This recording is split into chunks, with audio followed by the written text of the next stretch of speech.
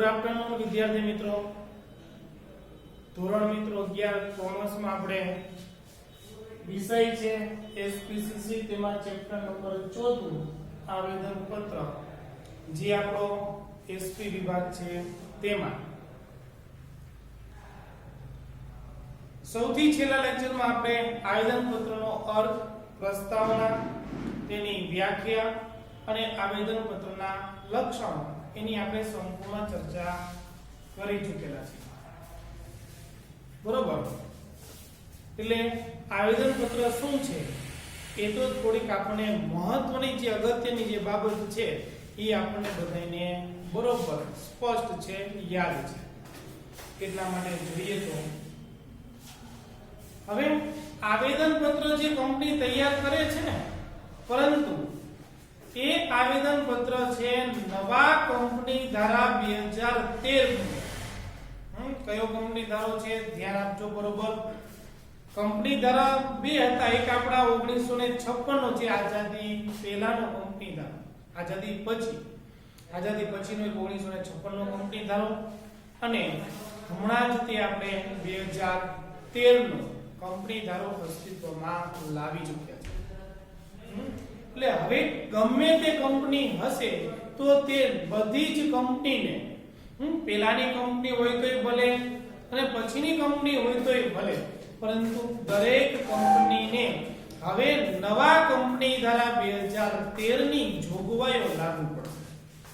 જોગવાઈઓ એટલે કે તેના નીતિ નિયમો જે સરકારે ફેરફાર કરીને નવા આપ્યા છે તે તમામ નીતિ નિયમો હવે તેને લાગુ પડશે.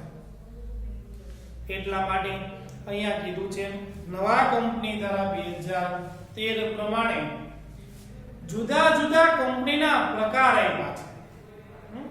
કંપનીના એક જ પ્રકાર નથી, કંપનીના ઘણા બધા પ્રકાર છે, અને એ તમે બીએ માં સારી રીતે ભણી આવશો. તો અહીંયા કીધું કે જેવા પ્રકારની કંપનીનો જેવો પ્રકાર તેવા પ્રકારનું તેને આવેદન પત્ર, મેમોરેન્ડમ ઓફ એસોસિએશન તેને તૈયાર કરવું પડે છે. બધી જ દરેક પ્રકારની કંપની માટે તેને એક સરખું જ આવેદન પત્ર તૈયાર કરવાનું હોય એવું નથી. હા, આવું હતું ખરું, પરંતુ જૂના કંપની કાયદા મુજબ, ને એ પણ આપણો કંપની કાયદો 1956 મુજબ, પરંતુ અત્યારે તો આપણો નવો કંપની ધારો 2013 અસ્તિત્વમાં છે. એટલા માટે કહે છે કે નવા કંપની ધારા 2013 પ્રમાણે ફરજિયાત દરેક કંપનીએ આવેદન પત્ર તૈયાર કરવું પડે છે.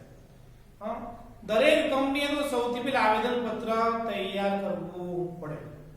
કોઈ પણ કંપની હોય, પછી તે જાહેર કંપની હોય તોય ભલે અને ખાનગી કંપની હોય તોય ભલે, પરંતુ દરેક કંપની આવેદન પત્ર તૈયાર કરવું ફરજિયાત છે.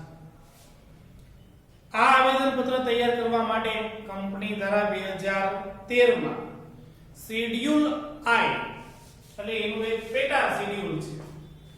બરોબર. શેડ્યુલ આઈ, શેડ્યુલ આઈ માં જણાવ્યા અનુસાર કંપનીના વિવિધ પ્રકાર મુજબ ટેબલ આપેલા છે તે લાગુ પડે છે. કારણ કે જુદી જુદી પ્રકારની કંપની છે, કંપનીના પ્રકાર જુદા જુદા છે, એટલા માટે શેડ્યુલ આઈ માં કેવા પ્રકારની કંપની હોય તો તેને કેવા પ્રકારનું શેડ્યુલ લાગુ પડે, કેવા પ્રકારનું તેને આવેદન પત્ર તૈયાર કરવાનું થાય. તો અહીંયા તે પણ કંપનીના પ્રકાર પ્રમાણે આવેદન પત્ર જે તૈયાર કરવાનું છે તો તે પણ અહીંયા આવેદન પત્ર આપ્યું છે, એ આપણે જોઈએ. તો સૌથી પહેલા કંપનીનો જે પ્રકાર છે તે પહેલા આપણે જોશું કેવા પ્રકારની કંપની છે. કંપનીનો પ્રકાર, પછી જે કંપનીનો પ્રકાર છે તો તેવા પ્રકારની કંપની આવેદન પત્ર તૈયાર કરવાનું હોય છે. અને અહીંયા કીધું છે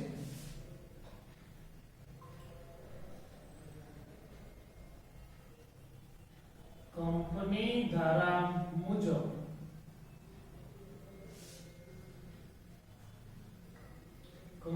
ધારો 2013 મુજબ આવેદન પત્રનું ટેબલ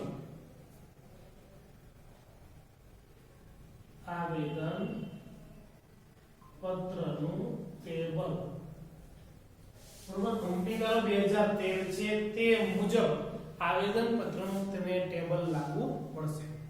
આમ જોઈએ તો કુલ છે ને 10 ટેબલો આપ્યા છે જુદા જુદા પ્રકાર, પરંતુ 1 થી 5 ટેબલ છે તે આવેદન પત્રમાં છે અને 6 થી 10 ટેબલ છે તે નિયમન પત્રમાં છે. પરંતુ સૌથી પહેલા શેર મૂડીથી મર્યાદિત કંપની આવો પ્રકાર છે. પહેલો પ્રકાર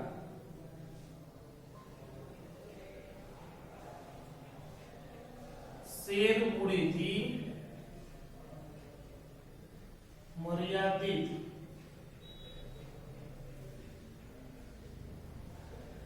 જવાબદારી વાળી કંપની. શેર મૂડીથી મર્યાદિત જવાબદારી વાળી કંપની હોય તો તેને ટેબલ A પ્રમાણે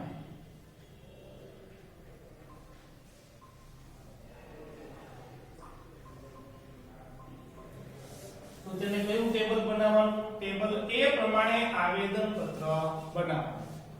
ટેબલ A છે શું? આવો પ્રશ્ન થાય આપણને. તો ટેબલ A એવું છે એક પત્રક છે બરોબર. એમાં જેવા પ્રકારની જોગવાઈઓ દાખલ કરેલી છે એ પ્રકારની જોગવાઈઓ મુજબનું આવેદન પત્ર શેર મૂડીથી મર્યાદિત જવાબદારી વાળી કંપનીએ બનાવવું પડે. અને શેર મૂડીથી મર્યાદિત જવાબદારી વાળી કંપની એટલે શું? તો એ તમે BA માં પાછા જોશો.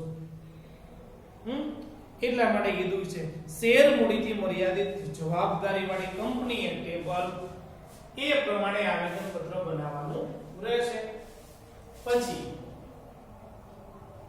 જે બીજા પ્રકારની કંપની છે બાયંધરીથી મર્યાદિત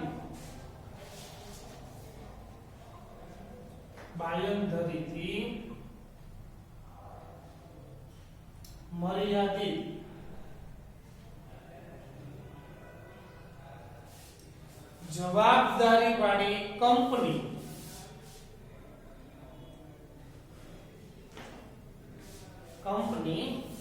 કે જેની શેર મૂડી હોતી નથી, કે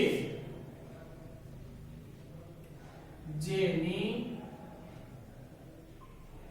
શેર મૂડી હોતી નથી. માત્ર ને માત્ર આવી કંપનીએ બાંયધરી જ આપી હોય છે ને શેર મૂડી બહાર પડેલી હોતી નથી, તો તે પ્રકારની કંપનીએ ટેબલ B પ્રમાણે આવેદન પત્ર તૈયાર કરવું પડે છે.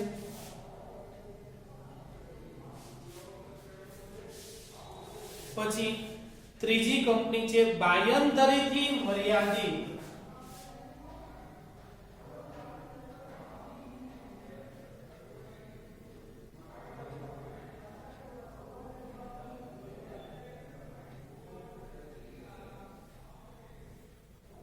જવાબદારી વાળી કંપની. બાંયધરીથી જવાબદારી વાળી કંપની કે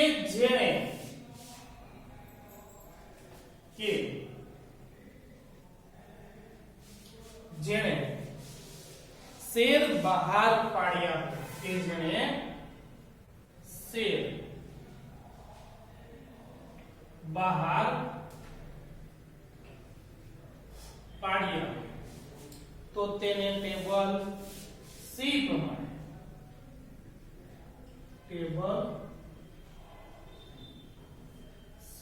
પ્રમાણે તેને શું કરવાનું હોય છે? આવેદન પત્ર તૈયાર કરવાનું હોય છે. ચોથા પ્રકારની કંપની છે અમર્યાદિત જવાબદારી વાળી કંપની. અમર્યાદિત જવાબદારી વાળી કંપની જેને શેર મૂડી હોતી નથી કે જેને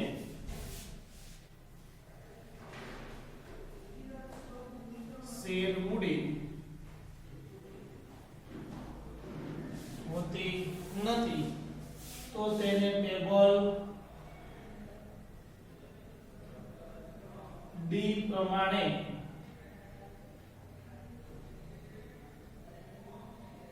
આવેદન પત્ર તૈયાર કરવું પડે છે અને છેલ્લો પ્રકાર અમર્યાદિત જવાબદારી વાળી કંપની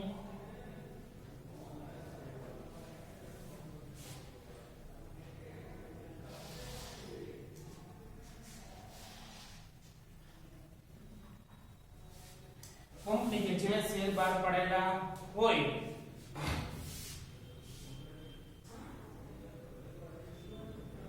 કે જેને શેર હોય છે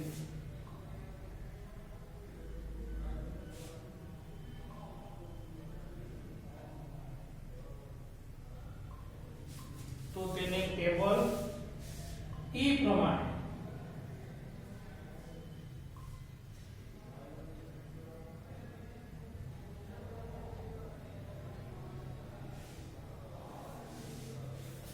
આવેદન પત્ર તૈયાર કરવું પડે છે ફરીથી આપણે સમજીએ તેને કંપનીનો પ્રકાર છે તો સૌથી પહેલો શેર મૂડીથી મર્યાદિત જવાબદારી વાળી કંપની શેર તેને બહાર પાડેલા હોય છે પરંતુ તેની જવાબદારી શેર પૂરતી જ હોય 10 રૂપિયાનો શેર છે તો 10 રૂપિયા જ તેને ચૂકવવાના બરોબર તો તેને કહેશું શેર મૂડીથી જવાબદારી વાળી કંપની તો આવા પ્રકારની મિત્રો જો કોઈ કંપની હોય તો તેને ટેબલ એ પ્રમાણે આવેદન પત્ર તૈયાર કરવું પડે છે શેર મૂડીથી મર્યાદિત જવાબદારી વાળી કંપની માટે મર્યાદિત કીધું છે મર્યાદિત એટલે શું આપણી જવાબદારી ખરી પરંતુ 100 રૂપિયાનો આપણે શેર ખરીદેલો હોય ને તો 100 રૂપિયા જ કંપનીને ચૂકવવાના કારણ કે આપણી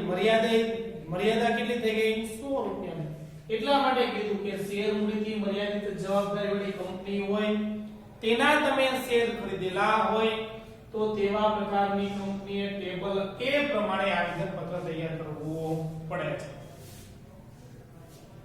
બીજો પ્રકાર છે બાયંદરીથી મર્યાદિત જવાબદારી વાળી કંપની બાયંદરીથી મર્યાદિત જવાબદારી વાળી કંપની એટલે શું તો કે હું તમને નુકસાન થાય ને તો તમને 2000 રૂપિયા ચૂકવીશ આવી બાયંદરી આપેલી પરંતુ કે જેને શેર મૂડી હોતી નથી ને કોઈ પાસે શેર વેચેલા હોતા નથી આપણી પાસે શેર ન હોય માત્ર ને માત્ર બાયંદરી જ આપી એટલે કે છે બાયંદરીથી મર્યાદિત જવાબદારી વાળી કંપની હોય કે જેની શેર મૂડી હોતી નથી તો તેને ટેબલ બી પ્રમાણે શું કીધું ટેબલ બી પ્રમાણે એને શું કરવું પડે છે આવેદન પત્ર તૈયાર કરવું પડે છે ત્રીજો પ્રકાર છે બાયંદરીથી મર્યાદિત જવાબદારી વાળી કંપની કે જેને શેર બહાર પાડ્યા હોય છે બાયંદરી પણ આપેલી હોય છે મર્યાદિત પણ હોય છે અને શેર તેને બહાર પણ પાડેલા હોય છે તો તેને ટેબલ સી પ્રમાણે આવેદન પત્ર તૈયાર કરવું પડે ચોથો પ્રકાર છે અમર્યાદિત જવાબદારી વાળી કંપની કે જેની શેર મૂડી હોતી નથી આની જવાબદારી કેવી છે અમર્યાદિત ગમે તેટલું દેવું થાય આપણે ભરપાઈ કરી શકે તેમ હોય પોતાની અંગત મિલકતો વેચીને પણ આપણે આ પેઢીનું કંપનીનું દેવું ભરપાઈ કરવું પડતું હોય તો તેવા પ્રકારના કંપનીને ટેબલ ડી પ્રમાણે આવેદન પત્ર તૈયાર કરવું પડે અને છેલ્લો પ્રકાર કીધો અમર્યાદિત જવાબદારી વાળી કંપની કે જેને શેર બહાર પાડેલા હોય બરોબર તો તેને ટેબલ ઈ પ્રમાણે આવેદન પત્ર તૈયાર કરવું પડે છે આવી રીતના જેવા પ્રકારની કંપની છે તો તેને તેવા પ્રકારનું ટેબલ લાગુ પડે છે અને તે ટેબલ મુજબ આવેદન પત્ર તૈયાર કરવું પડે છે. Table A B C D E આ જે ટેબલ 5 આપ્યા છે તો એ પાંચે પાંચ ટેબલ આવેદન પત્રને લાગુ પડે છે. આવેદન પત્ર આપણે તૈયાર કરીએ છીએ અને table A B C D E F થી તમને શું કીધું table F A B C D E F G H I અને J આટલા જે ટેબલ છે તો તે નિયમન પત્રમાં આપેલા છે. નિયમન પત્રમાં પાછા પણ આવા જ પ્રકારની જુદી જુદી કંપની હોય તો તેને આવા પ્રકારના ટેબલ મુજબ તેને નિયમન પત્ર તૈયાર કરવું પડે છે. આવેદન પત્ર એ આપણી માટે સૌથી મહત્વનો અગત્યનો અને પાયાનો દસ્તાવેજ છે. સૌથી જો મહત્વનો દસ્તાવેજ હોય આપણા કંપનીનું બંધારણ છે, જેમ આપણા દેશનું બંધારણ છે તેમ આપણા કંપનીનું પણ બંધારણ છે. બંધારણ દર્શાવતો દસ્તાવેજ જેને કહેવામાં આવે છે તેને આવેદન. એટલા માટે જેવા પ્રકારની કંપની છે તેવા પ્રકારનું તેને ટેબલ લાગુ પડે છે અને એ મુજબ તેને આવેદન પત્ર તૈયાર કરવું પડે છે. હવે ધ્યાન આપજો આગળ. આવેદન પત્ર કંપની ધારાના table A B C D E ની જોગવાઈ મુજબનું છાપેલું હોવું જોઈએ, લખેલું નહીં, છાપેલું હોવું જોઈએ, યોગ્ય ફકરામાં હોવું જોઈએ, અનુક્રમ નંબર સાથેનું હોવું જોઈએ. તમે જે કોલમ દર્શાવો છો તેની સામે અનુક્રમ નંબર આપેલા હોવા જોઈએ. તીરની નિશાની નહીં, ગુદડીની નિશાની નો ચાલે, અનુક્રમ નંબર તમારે કોલમમાં આપવાના છે. આવી રીતે 1 2 3 4 5 એટલે ખબર પડશે કે આવેદન પત્રમાં કુલ કેટલી કોલમો દર્શાવે છે. અમને પૂછાય કે આવેદન પત્ર કેવા પ્રકારનું હોવું જોઈએ, તો છાપેલું હોવું જોઈએ, યોગ્ય ફકરામાં હોવું જોઈએ ને અનુક્રમ નંબર સાથેનું હોવું જોઈએ. એટલું જ નહીં પરંતુ તેમાં સભ્યોએ સાક્ષીઓની હાજરીમાં સહી પણ કરેલી હોવી જોઈએ. આવેદન પત્રમાં જે સૌથી પ્રથમ વ્યક્તિઓ જે આવેદન પત્રમાં સહી કરે છે ને તો તેને સહી કરનારા સભ્યો કહેવામાં આવે છે, જેને સ્થાપકો કહે છે. પ્રથમ સંચાલકો જેને કહેવાય એટલે કીધું કે તેમાં સભ્યોએ સાક્ષીઓની હાજરીમાં સહી પણ કરેલી હોવી જોઈએ કે અમે આ વ્યક્તિની હાજરીમાં સહી કરેલી છે અને આવેદન પત્રમાં જે વિગતો દર્શાવેલી છે એ તમામ વિગતો સાચી અને સંપૂર્ણ છે. આગળ કહે છે હવે આવેદન પત્રની જોગવાઈઓ કંપની ધારા 2013 ની જોગવાઈઓની વિરુદ્ધ ન હોવી જોઈએ. તમે જે આવેદન પત્રમાં જે કલમો દર્શાવો છો ને, જે લખાણ લખો છો તે કંપની ધારા વિરુદ્ધની કોઈ પણ વિગત દર્શાવેલી હોવી જોઈએ નહીં.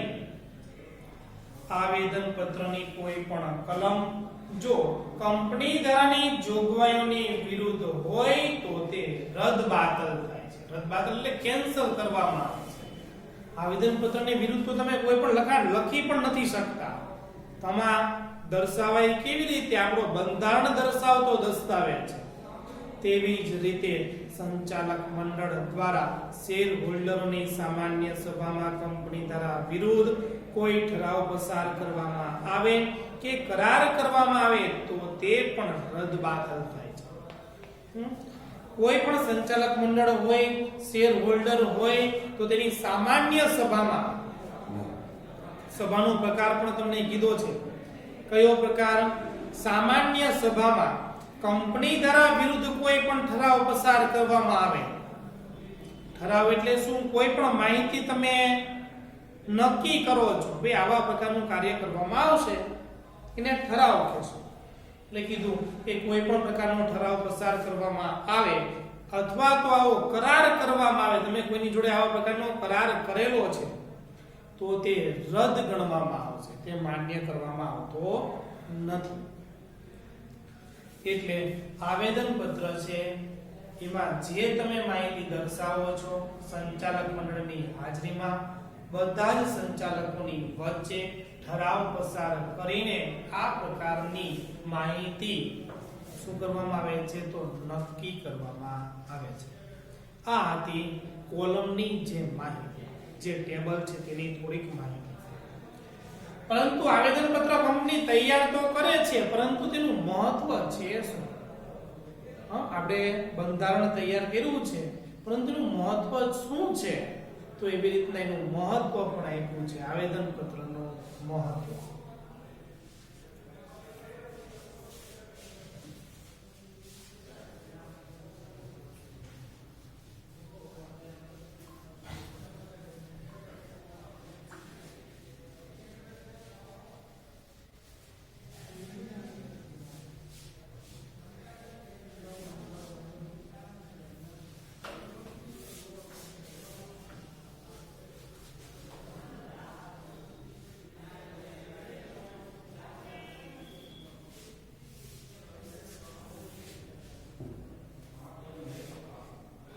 જોઈએ આવેદન પત્રનું મહત્વ.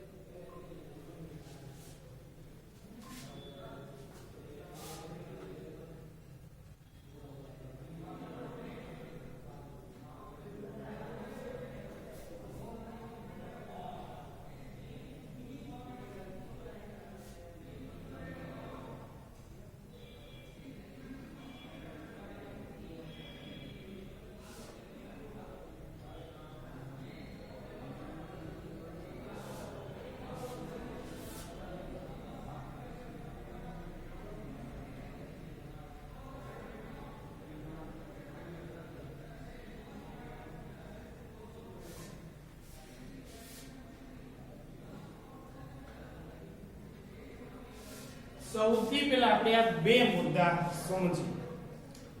આવેદન પત્રનું મહત્વ. કંપની ધારા હેઠળ નોંધાતી દરેક કંપની માટે કંપની ધારા હેઠળ નવો કંપની ધારો 2013 મુજબ જે પ્રકારની કંપની નોંધાઈ છે કંપનીએ આવેદન પત્ર નોંધાવવું ફરજિયાત છે. આવેદન પત્ર તૈયાર તો કરવું ફરજિયાત છે જ તે, પરંતુ આ તૈયાર કરેલું આવેદન પત્ર નોંધાવવું પણ ફરજિયાત છે. ને આવેદન પત્ર ક્યાં નોંધણી થાય છે તો company register of companies, company રજિસ્ટ્રારની ઓફિસે ત્યાં નોંધણી થાય છે.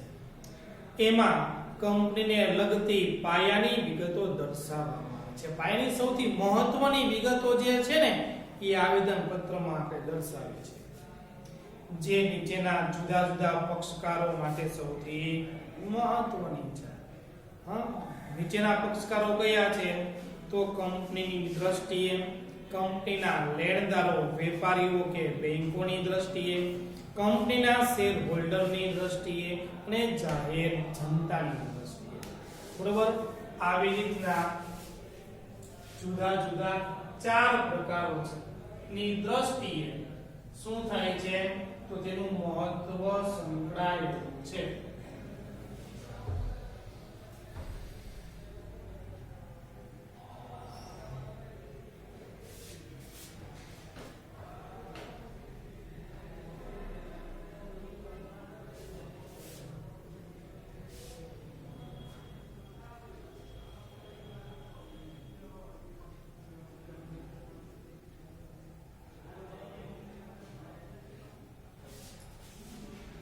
આ 4 મુદ્દા તેના સૌથી મહત્વના છે. તો સૌથી પહેલા તો કે આવેદન પત્ર કંપની તૈયાર કરે છે તો કંપનીને કંઈક તો ઉપયોગી હોવું જોઈએ ને, એનું તો કંઈક મહત્વ હોય ને આવેદન પત્રનું. તેનું તો સૌથી પહેલા જોઈએ કંપનીની દ્રષ્ટિએ આવેદન પત્ર શું મહત્વનું છે, શા માટે ઉપયોગી છે. કંપની માટે આ મુખ્ય દસ્તાવેજ છે, સૌથી અગત્યનો દસ્તાવેજ છે. આવેદન પત્ર કંપનીનો પાયાનો દસ્તાવેજ છે, બંધારણીય દર્શાવતો દસ્તાવેજ કહી શકાય, મૂળભૂત દસ્તાવેજ કહી શકાય. આવેદન પત્ર કંપનીનું બંધારણ અને કાર્યક્ષેત્ર દર્શાવે છે. બંધારણ તો છે જ તે, પરંતુ એનું કાર્યક્ષેત્ર પણ નક્કી કરે છે. કંપની કેવા પ્રકારના કાર્યો કરશે ને ભવિષ્યમાં, અથવા તો કંપનીના આયુષ્યકાળ દરમિયાન તે કયા કયા કાર્યો કરવા માટે કટિબદ્ધ છે, કયા કયા કાર્યો કરી શકે, તો તે આવેદન પત્રમાં દર્શાવેલું હોય છે. અને આવેદન પત્રમાં જેટલા કાર્યો તેને દર્શાવેલા હોય છે તેટલા જ કાર્યો કરી શકે, તે સિવાયનું કોઈ પણ બહારનું કાર્ય કરી શકતી નથી. એટલા માટે કીધું છે આ કાર્યક્ષેત્ર પણ નક્કી કરે છે. આવેદન પત્રમાં જો તમે કોઈ કાર્ય લખેલું નથી અને કરો છો તો સત્તા બહારનું કાર્ય છે, કારણ કે મોટામાં મોટી સત્તા જ આવેદન પત્ર છે. જેમાં આવેદન પત્રમાં શું દર્શાવી છે, કંપનીનું નામ દર્શાવી છે, એટલે કહી શકાય તો કે નામની કલમ, ઉદ્દેશો, ઉદ્દેશ, હેતુની એનું હેતુ દર્શાવતી કલમ છે. મહત્વ સૌથી છે આવેદન પત્ર. નામ છે, ઉદ્દેશની કલમ, મૂડીની કલમ, કંપની કેવા પ્રકારની મૂડી રોકશે, સત્તાવાર ભરપાઈ થયેલી મૂડી, મૂડીની પણ કલમ સૌથી અગત્યની છે. મૂડીની કલમ, જવાબદારીની કલમ, કયા સંચાલકોની, કયા લોકોની, કોની શું જવાબદારી રહેશે, એ જવાબદારીની પણ કલમ આ કંપનીની દ્રષ્ટિએ સૌથી મહત્વની છે.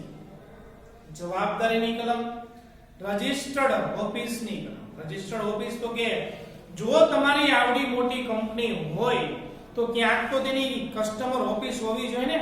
કોઈ પણ પ્રકારનો પ્રશ્ન છે તો ગ્રાહક આ રજૂઆત કરે કે, તો રજિસ્ટર્ડ ઓફિસ પણ તેની બનાવવામાં આવે છે.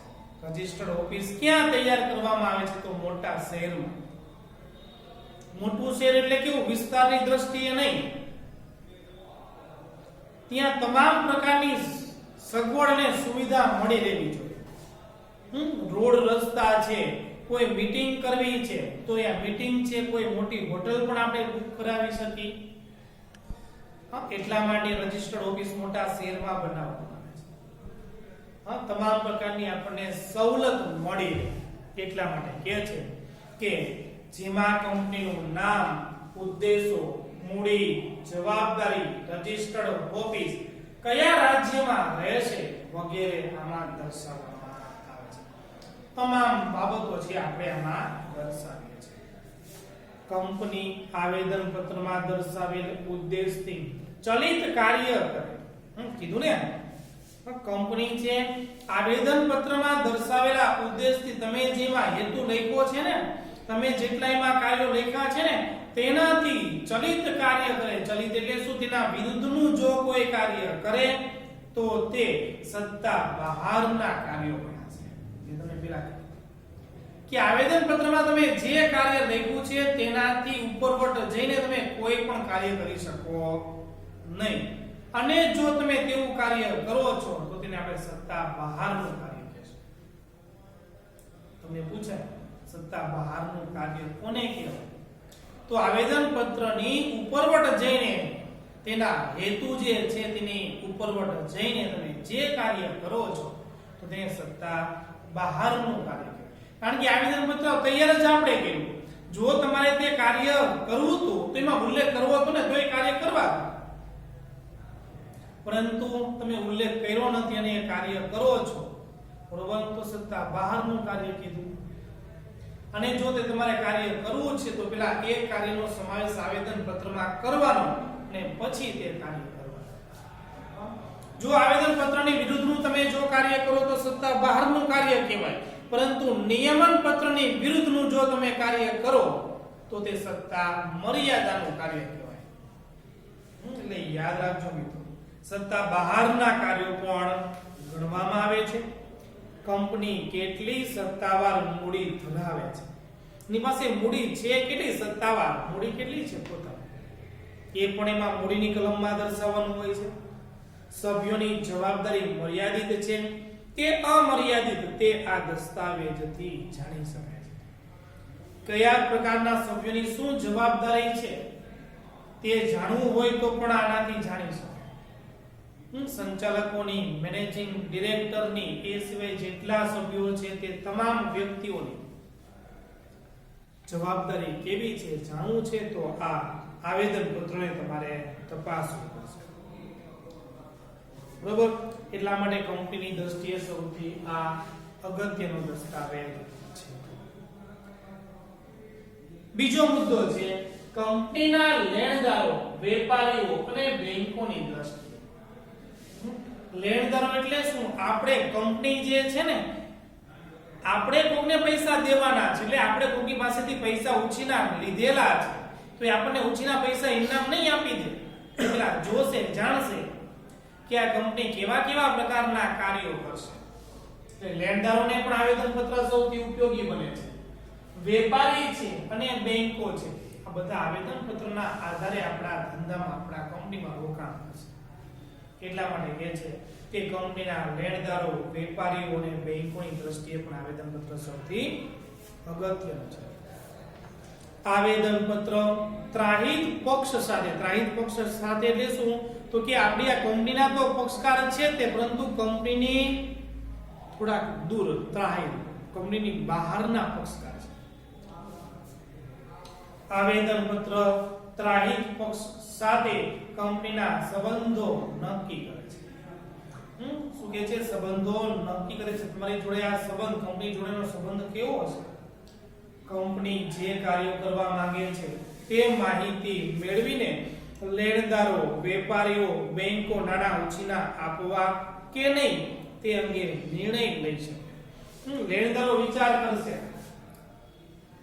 કે આ કંપનીને નાણાં ઉછીના આપવા કે ન આપવા. વેપારીઓ, પછી બેંકો, વેપારીઓ પણ નક્કી કરશે આને ઉછીનો માલ સામાન આપવો જોઈએ કે નહીં. બેંકો નક્કી કરશે આને લોન અપાય કે ન અપાય. હા, નકર આપણા ઘણા બધા વ્યક્તિઓ ફૂલેકું ફેરવીને જતા રહ્યા. બરોબર, એટલા માટે કહે છે આ બધા જ જે વ્યક્તિઓ છે ને એ સૌથી અગત્યના છે. એટલા માટે તે આવેદન પત્ર વાંચીને શું કરે છે? રોકાણ કરશે. એટલા માટે તો કે કંપનીના લેણદારો, વેપારીઓ અને બેંકોની દ્રષ્ટિએ પણ આવેદન પત્ર સૌથી અગત્યનો દસ્તાવેજ છે. ત્રીજો મુદ્દો છે કંપનીના શેર હોલ્ડરની દ્રષ્ટિએ. કંપનીના જે શેર ધારકો જે છે, કંપનીના શેર ખરીદનાર વ્યક્તિઓ છે, તો એને પણ આ આવેદન પત્ર મહત્વ ધરાવે છે.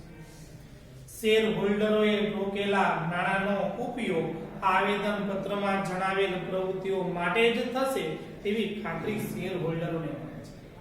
આપણે જે કંપનીમાં નાણાં રોક્યા છે ને, સંચાલકો આપણે ખાતરી આપે છે. શું ખાતરી આપશે? કે તમે જે કંપનીમાં નાણાં રોક્યા છે એ નાણાં કંપનીના કાર્યમાં જ વપરાશે. હવે તમે અમને ખાતરી આપે છે. જો તે પ્રમાણે કંપની કાર્ય ન કરે, આપણે તો કંપનીના હેતુ માટે, ધંધા માટે નાણાં રોક્યા હતા ને, અને આવા પ્રકારનું કંપની કાર્ય ન કરે તો તેને શેર હોલ્ડરો અદાલતમાં પડકારી શકે. અદાલતમાં પડકારવી એટલે શું? એની ઉપર કાનૂની કાર્યવાહી કરી શકે. કોણ? Share holder. શેર હોલ્ડરની જવાબદારી જે શેર ખરીદેલ છે તેની દાર્શનિક કિંમત જેટલી જ મર્યાદિત રહેશે તેમ નક્કી થવાથી સલામતી અનુભવે છે. દાર્શનિક કિંમત એટલે શું? તો કે તમે 10 કંપનીએ 10 રૂપિયાનો શેર બહાર પાડ્યો છે, તમે 10 રૂપિયાનો એક શેર ખરીદો, તો તમારી જવાબદારી કેટલી? તો કે 10 રૂપિયા પૂરતી જ જવાબદારી. 10 રૂપિયાથી વધારે પણ નહીં અને 10 રૂપિયાથી ઓછી પણ. આપણે કંપનીને દેવાના કેટલા? 10 રૂપિયા. તો તેને દાર્શનિક કિંમત કહેવાય, જેની શેરની મૂળ કિંમત કહેવાય. શેર ત્રણ રીતે બહાર પાડી શકાય: એક વટાવથી, એક પ્રીમિયમથી અને એક મૂળ કિંમતથી. ત્રણ રીતે શેર બહાર પાડી શકાય. પરંતુ તે પૈકી દાર્શનિક કિંમતથી જ તે આપણે જવાબદાર છીએ. તે કીધું કે શેરધારકની જવાબદારી ખરી, પરંતુ કોના જેટલી? તો દાર્શનિક કિંમત જેટલી જ એની જવાબદારી છે. પણ દાર્શનિક કિંમત કરતા જો તમે કંપની વધારે પૈસા માંગે તો ના પાડશે નહીં આપે. એટલા માટે કંપનીના શેર હોલ્ડરોની માટે પણ સૌથી અગત્યનો દસ્તાવેજ છે. અને ચોથો પ્રકાર કીધો જાહેર જનતાની દ્રષ્ટિ. જાહેર જનતા જે પબ્લિક છે તે એ પણ આવેદન પત્ર વાંચીને શું કરે છે? રોકાણ કરે છે. બરોબર? કેમાં? કંપનીમાં.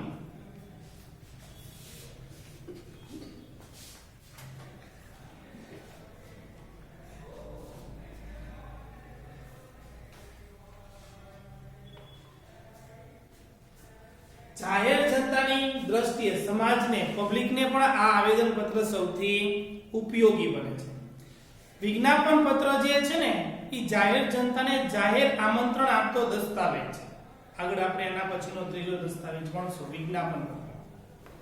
હવે વિજ્ઞાપન પત્ર અરજદાર વાંચે છે અને તે વાંચીને રોકાણ કરે છે, પછી શેર ખરીદશે. જાહેર જનતાની દ્રષ્ટિએ પણ આવેદન પત્ર ઉપયોગી છે. સમાજની કોઈ પણ વ્યક્તિ કંપનીમાં નાણાં રોકવા માટે પ્રાથમિક માહિતી આવેદન પત્રમાંથી મેળવી શકે છે અને તેની જો જરૂર પડે તો નકલ પણ પ્રાપ્ત કરી શકે છે. કોઈ પણ આવેદન પત્ર જે છે ને તો કે છે કે નાણાં રોકવા માટે સૌથી પહેલા પ્રાથમિક માહિતી આવેદન પત્રમાંથી પ્રાપ્ત કરી શકે, વાંચી શકે, જોઈ શકે અને જરૂરિયાત લાગે તો આવેદન પત્રની નકલ પણ પ્રાપ્ત કરી શકે. એટલા માટે જાહેર જનતાની દ્રષ્ટિએ પણ આ આવેદન પત્ર સૌથી અગત્યનો દસ્તાવેજ છે. તો આપણે મહત્વના 4 મુદ્દા જોયા. કંપનીની દ્રષ્ટિએ, કંપનીના લેણદારો વેપારીઓને બેંકોની દ્રષ્ટિએ, કંપનીના શેર હોલ્ડરોની દ્રષ્ટિએ અને જાહેર જનતાની દ્રષ્ટિએ. બરોબર? આવી રીતે છે આવેદન પત્રનું સૌથી વિશેષ મહત્વ સંકળાયેલું છે.